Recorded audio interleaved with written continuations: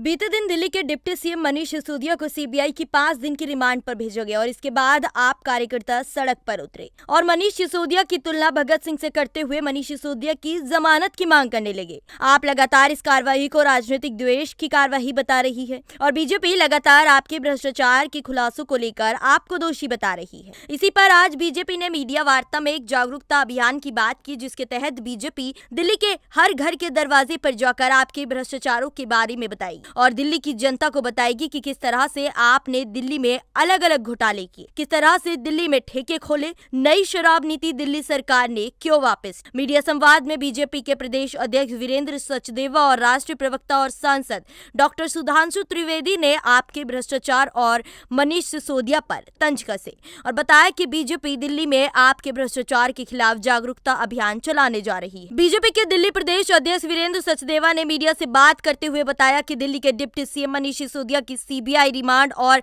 भ्रष्टाचार की जानकारी दिल्ली के जन जन तक पहुंचाने की आवश्यकता है, जिसके लिए जागरूकता अभियान चलाया जाएगा, जिसमें दिल्ली के 13,649 बूथों पर बीजेपी के हर कार्यकर्ता को इस जागरूकता अभियान में भाग लेना है और दिल्ली के हर घर तक आपके भ्रष्टाचार की कहानी सुनानी है। हम जिस विषय को लेकर आपके समक्ष आए हैं,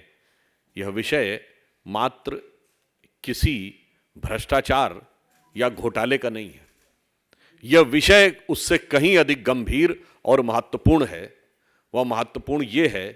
कि यह एक ऐसी पार्टी जो दावा करती थी कि वो भारत की राजनीति में एक नई राजनीति लेकर आएगी, उसने आज यह परिस्थितियां उत्पन्न की कि अपने राजनीतिक भ्रष्टाचार करने के लिए दिल्ली की पूरी एक पीढ़ी और युवाओं को शराब के नशे में डुबोने से भी गुरेज नहीं किया। यह तथाकथित नई राजनीति के प्रणेताओं का जो कार्यक्रम रहा दिल्ली में, वो क्या रहा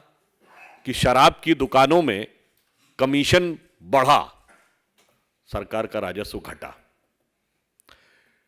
ठेके बढ़ा दिए गए, पीने की उम्र घटा दी गई,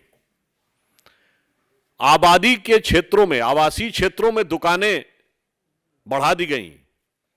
ड्राई डे कम कर दिए गए। इतना ही नहीं, एक बोतल के साथ एक बोतल फ्री कर दी गई और स्कूलों के पास भी शराब की दुकानें खोलने में इनको कोई गुरेज नहीं हुआ। आप सोचिए कितनी खतरनाक बात है कि आप एक तरफ शराब की आयु कम करने की प्रक्रिया कर रहे हैं और दूसरी तरफ स्कूलों के पास और आवासीय क्षेत्रों के निकट आप ये बैठा रहे हैं, नई प्राइवेट दुकानें खोल रहे हैं। इसका बहुत साफ मीनिंग ये हुआ कि आपको इससे कोई मतलब नहीं था कि दिल्ली के युवा, दिल्ली की भावी पीढ़ी किसी भी प्रकार से, और one by get one free, ऐसा आपने उदाहरण कहीं देखा होगा? मेरे विचार से किसी सरकार के द्वारा आपको अपनी स्मृति में दो चीजें नहीं होंगी कि कोई सरकार यह दावा करे कि एक बोतल लीजिए, अब वो क्वार्टर था या अध्या था वो तो उन लोगों को पता होगा, एक बोतल दूसरी फ्री मिल जाएगी, ऐसा आपको उदाहरण नहीं पता होगा। और दूसरा ऐसा कोई उदाहरण नहीं पता होगा कि शिक्षा मंत्री ही शराब मंत्री हो। मेरे विचार से आप सभी लोग काफी राजनीतिक दृष्टि से जागरूक हैं, अनुसंधान करके यदि ऐसा उदाहरण मिले तो लाके बताइएगा। ये नई राजनीति थी। इसलिए हम सब आज यहां पर जो आए हैं, ये हमारे मन में एक पीड़ा है। वो पीड़ा ये है कि ये किसी पार्टी का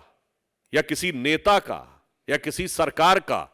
सिर्फ सरकार के पद का दुरुपयोग करके पैसे कमाने का मामला नहीं है भ्रष्टाचार का। ये पैसे कमाने के लिए दिल्ली की युवा पीढ़ी के भविष्य के साथ एक खतरनाक खेल करने का विषय है। इसलिए इस विषय पर भारतीय जनता पार्टी बहुत वेदना के साथ और संवेदना के साथ, विद पेन एंड सेंसिटिविटी, हमने यह निर्णय लिया है कि इस विषय पे दिल्ली की जनता को जागरूक करने के लिए और किस प्रकार का षड्यंत्र रचा जा रहा था दिल्ली की युवा पीढ़ी को नशे की लत तक जाकर उनका राजनीतिक हित यानी उसके दम पर भी अपने पैसे बनाने के लिए उसको लेकर एक जागरूकता अभियान चलाएगी पार्टी, जिसमें कि यह भी होगा कि किस प्रकार से जो